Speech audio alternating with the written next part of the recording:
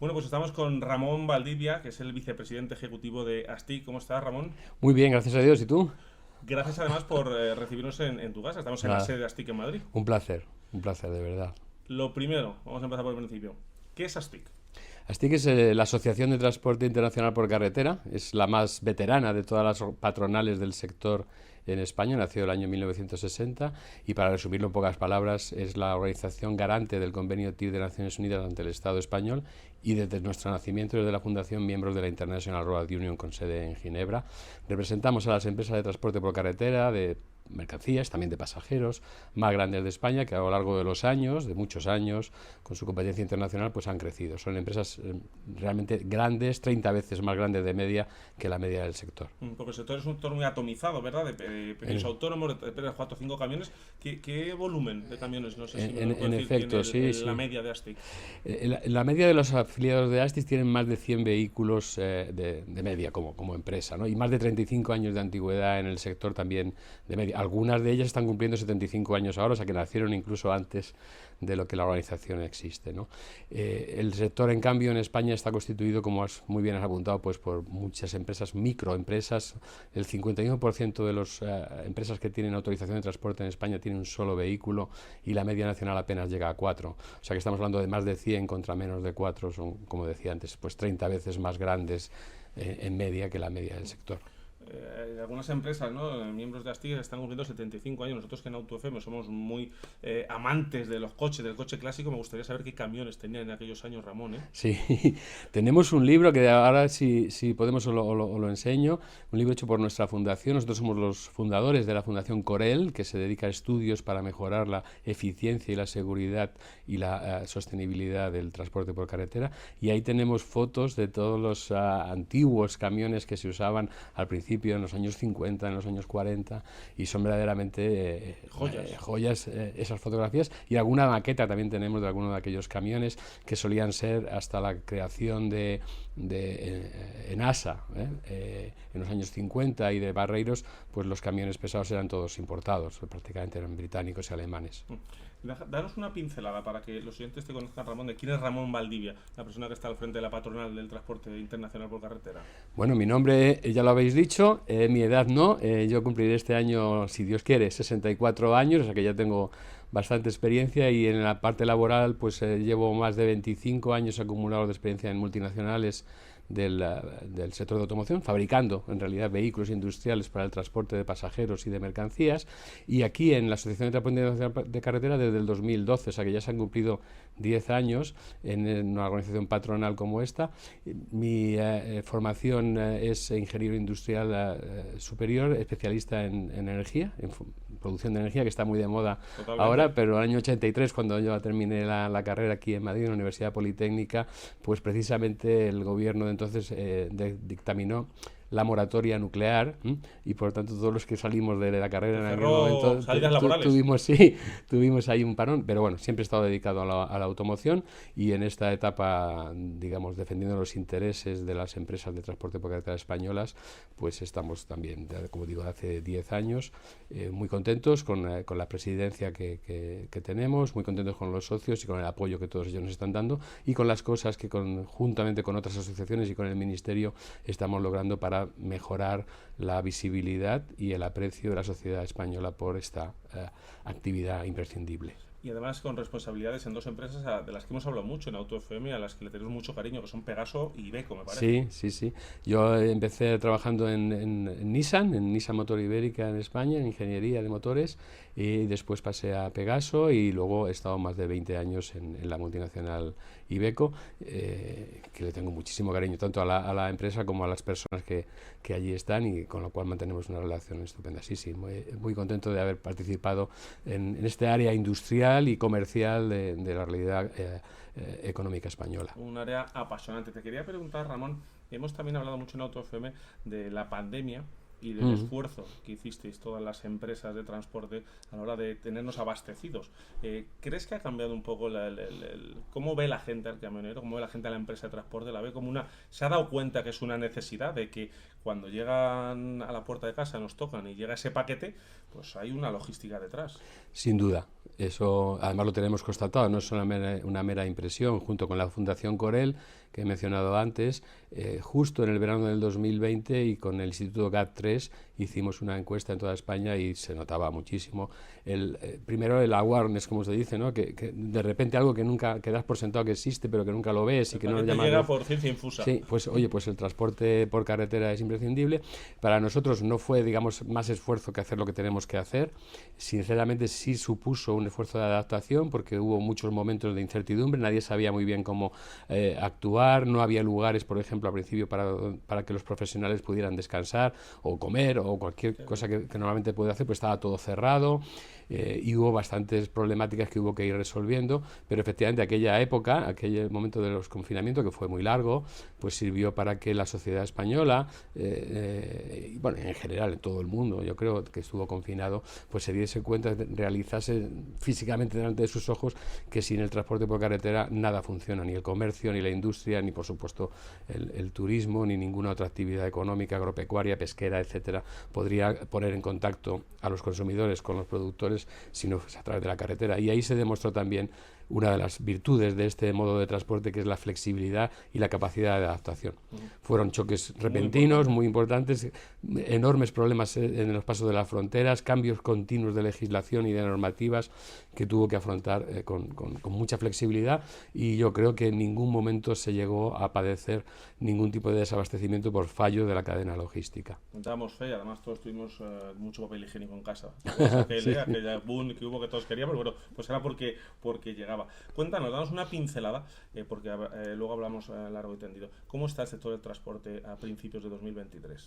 Bien, el sector como sector en sí es muy variopinto. Déjame que te diga, eso es verdad que tenemos volante y ruedas y vamos por la carretera y nos parece, pero todo el mundo comprende que no es lo mismo llevar, por ejemplo, productos químicos, ¿no?, desde una planta en Tarragona hasta el norte de Francia en un camión pesado con un profesional especialmente entrenado para ese tipo de mercancías, o repartir documentos o paquetes, pequeña paquetería en una ciudad con los problemas de aparcamientos.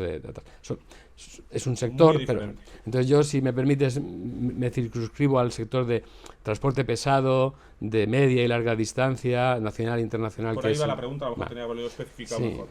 Digo, para aclararlo para todos, que estamos hablando de ese tipo de sector. Estamos viviendo una época, ahora mismo, el inicio del año, que nos está dando mejores señales de lo que esperábamos.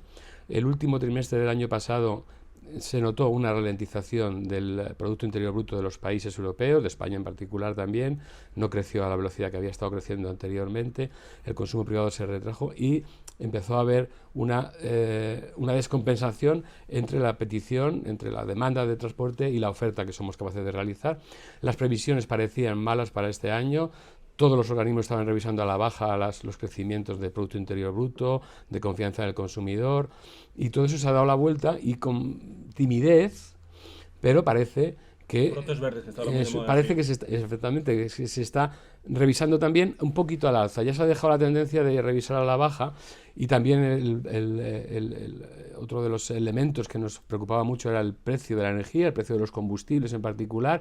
Parecía que todas las señales indicaban a que en febrero íbamos a estar viendo repuntes importantísimos de esto. Hay que decirle a los oyentes que más de un tercio del coste operativo de uno de estos camiones es el combustible, por tanto es un elemento muy importante para nosotros, y eso tampoco está sucediendo. No sabemos si va a ser o no, porque la volatilidad es muy grande, pero hemos tenido un par de eventos repentinos, el desgraciado episodio de la desgracia que hemos sufrido en Siria y Turquía, con efectos también en el suministro de los combustibles, y la entrada en vigor de la prohibición de comprar petróleo a Rusia.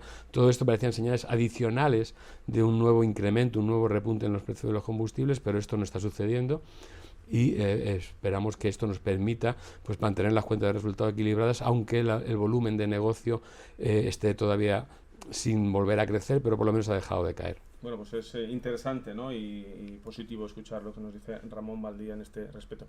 Nos hablabas antes de la particularidad de los asociados a los que representas con empresas de una media de 100 camiones. ¿Es muy diferente las necesidades que tienen este tipo de empresas y lo que necesitan que un sector donde son autónomos más pequeñitos? Sí, es muy diferente, no solamente porque sea en el transporte, pero es verdad que en el transporte se compite entre empresas de diferente tamaño, pero en muy igualdad de condiciones. Quiero decir, al final, el que necesita que se le haga transporte no cuida mucho, o hasta ahora no cuidaba mucho, de quién en realidad está haciendo esa labor, si es una empresa grande o si es alguien que por el momento pues me conviene y le contrato y le llevo. Entonces, en España, no para este sector, pero en general, hay demasiadas diferencias entre el trato fiscal, la carga social, las responsabilidades empresariales de una empresa a partir de 50 empleados que de 50 hacia abajo. Se aprietan más las tuercas a los grandes. Y se pone una serie de responsabilidades muy importantes que realmente a veces yo pienso cuando hablo con los empresarios verdaderamente son muy valientes para afrontar las responsabilidades que tienen delante. Imagínese, el oyente, imagínate que tienes una empresa con 500 empleados, una de las nuestras, y esos empleados no están en una fábrica, ni en un centro productivo, ni en 2 edificios de oficinas, sino que cada uno está con su elemento productivo, que es el camión, a 500, a 600, a 1000 kilómetros de distancia, viajando. Todos estos empleados tuyos están por ahí y en cualquier momento puede surgir cualquier imprevisto, cualquier problema con uno de ellos, una interacción con otros usuarios de la vía, un accidente, un problema personal de él con un cliente. Todo esto te pilla a mucha distancia y todas las responsabilidades ascienden. Ahora mismo tenemos compliance penal para las empresas, planes de igualdad obligatorios que hay que realizar. Todo esto, si facturas más de 6 millones al año, Hacienda te considera una gran empresa y te hace ya liquidar mensualmente.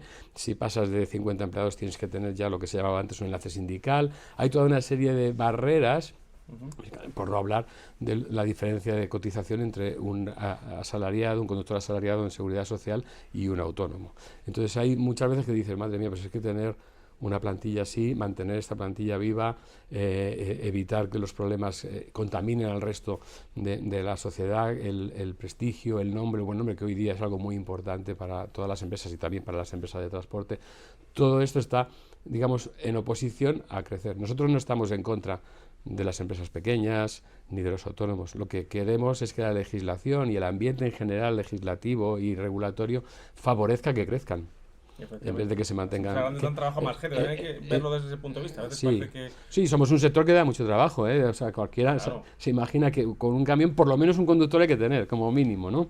Generalmente se tiene más de uno, ¿no? Para que el camión esté perfectamente explotado. Pero como mínimo uno. Luego somos un sector que da trabajo de forma directa a más de 500.000 personas, de forma directa, más todos los indirectos que genera pues a la hora de almacenes y todos los procesos logísticos que involucra que el transporte funcione, ¿no? Entonces sí, efectivamente estamos muy orgullosos de eso. No existiríamos si la sociedad no demandara la movilidad, ¿no? De personas y de mercancías, lógicamente, y la vertebración territorial que ello conlleva, pero bueno, alguien lo tiene que hacer, nosotros lo hacemos muy bien y no es que lo diga yo, es que España es el segundo país en Europa de transporte internacional por carretera y el tercero de transporte por carretera. Más del 95% de las mercancías que todos tocamos, en las sillas en las que estamos ahora sentados, el micrófono que estás utilizando, etcétera, todo esto ha viajado por camión, por carretera alguna vez. No hay prácticamente ninguna cadena logística en la cual no haya mínimamente una, sino más tramos que vayan por carretera. Bueno, muy importante ese sector y siempre poner en valor, ¿no?, nuestro país. Siempre os decimos que somos el segundo país fabricante de coches, porque somos un programa de coches, hablamos mucho de coches, obviamente, pero también nos dice Ramón la potencia que somos en transporte internacional por carretera. Te quería preguntar también, Ramón, he escuchado en una entrevista reciente que decías que el problema de la falta de camioneros, que es un problema grave, es más una falta de vocaciones. Efectivamente, el tema de la falta de conductores es algo que está ya en la opinión pública. Yo creo que casi todo el mundo ya ha oído hablar de que esta es una profesión que no hay suficientes profesionales que hacerla. Es un mal no solamente español, es un mal internacional en toda Europa, en Norteamérica, en Japón, esta falta. Viene por un lado por la mayor demanda de la sociedad cada vez nos está demandando más movilidad, más transporte. De aquí al 2050 se espera que crezca otro 60% la demanda social de movimiento de mercancías. Pero lo que no estamos viendo es que lleguen vocaciones nuevas. Es decir, hay mucha demanda, no es que nos falte hace 10 años conductores, es que nos van a faltar. Y va a ser un problema grave. Ahora mismo solamente 1 de cada 4 de nuestros profesionales tiene menos de 50 años en España. El envejecimiento del sector. Si no hay vocaciones nuevas, si no llegan nuevas personas a incorporarse a esta profesión, pues en menos de 7 años hemos perdido 1/3 de la plantilla por jubilación, ¿no? Simplemente por números interesantes. Y si no tenemos la capacidad productiva suficiente, no podremos dar el servicio que ahora estamos dando. Hablábamos antes de las exportaciones, ¿no? España es un país exportador. El sector exterior en el PIB español es 1/3, junto con Alemania somos los líderes en peso del sector exterior dentro de nuestro PIB. Y esa capacidad del empresario español de ofrecer a los europeos productos con muy buena relación calidad-precio se ha visto muy reforzada a lo largo de los años por un vector logístico que ha mantenido una puntualidad exquisita. Es decir, los centroeuropeos no solamente quieren comprar estas cosas porque el empresariado español les ofrece buenas propuestas de valor, ¿no? Producto, precio, sino porque les llegan con una puntualidad exquisita. El 66% de lo que sale rodando de España va en camiones españoles, y esto ha mantenido durante años, incluso está creciendo esa cuota de mercado, y eso ha mantenido durante años ese atractivo de la exportación. Por tanto, el que no haya profesionales para hacer esto, el que se impida o no se favorezca que esta renovación de los jóvenes venga en un país que tiene casi un 30% de paro juvenil, pues no solamente es malo para el desempleo, no solamente es malo para los jóvenes, no solamente es malo para la economía española en general y para el sector exterior en particular. Y desde ASTI que habéis hecho, creo, alguna acción con gente en peligro de exclusión para atraer, ¿no? Vocaciones. Hemos buscado muchas posibles soluciones, algunas de ellas va a decir simplemente, ¿no? Sencillamente también para llamar un poco la atención sobre una problemática que está aquí y que no podemos cerrar los ojos. Es la obligación de todos mirar a 10 años vista, porque este es un sector estratégico y si no funciona bien, no funcionará bien la economía española. Entonces, por ejemplo, uno de nuestros miembros ha llegado a un acuerdo con Cáritas de su comunidad autónoma para encontrar personas en riesgo de exclusión por su edad, porque no tenemos que hablar solamente de jóvenes. Cualquiera que se forme con 45 años puede llegar a ser un conductor profesional. No es una formación sencilla, no es rápida, no es barata, pero puedes tener una profesión como conductor profesional. Personas en riesgo de exclusión les hemos formado durante un año, se les ha dado formación, y la empresa en concreto, que es una empresa murciana, Disfrimur, se ha incorporado en su plantilla a 11 personas que estaban en esa situación. Esta es una llamada de atención. Hemos llegado a acuerdos hace años y ahora también con COE y las Fuerzas Armadas Españolas para que los profesionales de las Fuerzas Armadas que acaban su carrera con 45 años puedan incorporarse a la vida civil, en nuestro caso, pues a la vida civil del área de la logística y el transporte, también, pero a corto plazo revertir toda esta necesidad en 5 años es muy difícil que podamos hacerlo. Se pueden paliar algunos aspectos, pero en estos momentos la única posibilidad es recurrir a lo mismo que en su momento recurrió la Marina Mercante, ¿no?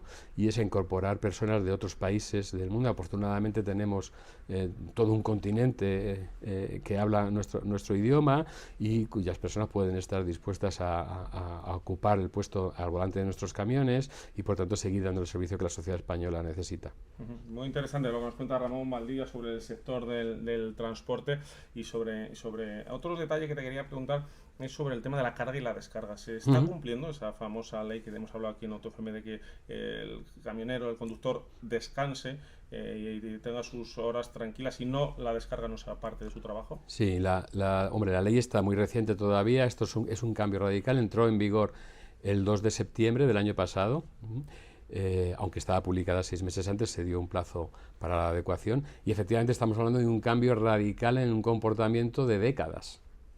O sea que la legislación dice el conductor profesional tiene prohibido intervenir directamente en las labores de carga y descarga, bueno, con algunas excepciones que todo el mundo puede entender. Por ejemplo, si hablamos de una mudanza o de animales vivos, hay varias excepciones que dicen, bueno, el conductor debe intervenir porque nos conviene a todos que eso se siga haciendo como se está haciendo. Pero lo tiene prohibido y efectivamente el choque pues se produce. Hay gente que no lo ha entendido, otros que todavía no lo han captado del todo, pero se está cumpliendo. Sobre todo en los grandes cargadores, las grandes empresas cargadoras se está cumpliendo perfectamente y bueno, pues más allá de que llevamos poco tiempo, esto es un cambio muy importante en nuestra opinión, en la percepción de que este es un profesional que está entrenado, preparado y muy bien preparado para conducir camiones con eficiencia, con seguridad y sin provocar mayores distorsiones, ¿no? No está preparado ni es su oficio el mover carretillas, el llevar palets de un sitio para otro, ¿no? Así que sí, efectivamente, en resumen, estos meses que llevamos en vigor se está cumpliendo y creo que según vaya pasando el tiempo, pues tendrá mucha más claridad el efecto de esta medida legal. Y ya para cerrar, Ramón, te queríamos preguntar, a la sociedad le llega mucho esos paros que se han a veces convocado, ¿no? Desde esa plataforma que hemos hablado también en AutoFM mucho, y eso es algo que preocupa a la sociedad. ¿Estamos ya lejos de esa situación? ¿Están las aguas más calmadas? Bueno, claro, a la sociedad le tiene que preocupar que se pare el transporte porque se para el sistema sanguíneo, ¿no? Lo que pasa es que, bueno, esos paros fueron convocados por una organización, tuvieron el eco que tuvieron, pero evidentemente no podemos hablar de un paro del transporte. Pararon algunos algunos empresarios autónomos del transporte pararon y obligaron, lamentablemente, utilizaron violencia para hacer parar a otros, pero el transporte no paró. Si hacemos un poco de memoria, esto fue marzo del 2020, si no recuerdo mal, ¿no? Marzo del 2020, y duró como 16 o 18 días en pie la convocatoria del paro. Mira, si el transporte se para, en 3 días no hay gasolina en las gasolineras, no hay alimentos no lineales, no hay alimento para los animales en las granjas, no llega el gasoil de la calefacción. Es decir, no. Paró quien paró, tiene todo el derecho a decir, pues en estas circunstancias no puedo seguir funcionando, pero el transporte por carretera no paró, siguió todo lo posible dentro de las posibilidades que nos dan, porque a veces había piquetes, se cerraron algunos puertos, se produjeron atentados en gasolineras, en estaciones de servicio, en lugares de estacionamiento para los conductores, y eso provocó bastantes daños, en algunos casos importantes, pero el transporte por carretera no paró. Creo que la sociedad debe estar tranquila en ese sentido. Nosotros estamos comprometidos con nuestra sociedad, con dar el servicio, y evidentemente todo el mundo tiene el derecho a hacer las reivindicaciones que crea oportunas, procurando no tergiversar y no llamar huelga a lo que no es una huelga. Para que haya una huelga, pues tiene que haber unos trabajadores asalariados que, amparados en el derecho que les otorga la ley, hagan una huelga y dejen de trabajar a su empresa. En este caso no había ningún sindicato, no es una huelga, era un paro de ciertos empresarios que querían pues demostrar así su descontento con la situación que vivían. Bueno, pues Ramón Valdivia, vicepresidente ejecutivo de ASTIC, creo que has tocado varios temas interesantes, importantes. Muchas gracias por esta entrevista, muchas gracias por aclararle un poco cómo está el sector a los oyentes de AutoFM, y seguro que te llamaremos más veces porque dices las cosas muy claras y nos ha gustado estar contigo. Pues muchísimas gracias, a mí también ha sido un placer poder pues expresar un poquito lo que es el transporte por carretera al que representamos. Bueno, ya sabéis que en AutoFM, en todas las plataformas de podcast, en podcastmotor.es, tenéis mucho contenido de información del motor y también concretamente de transporte.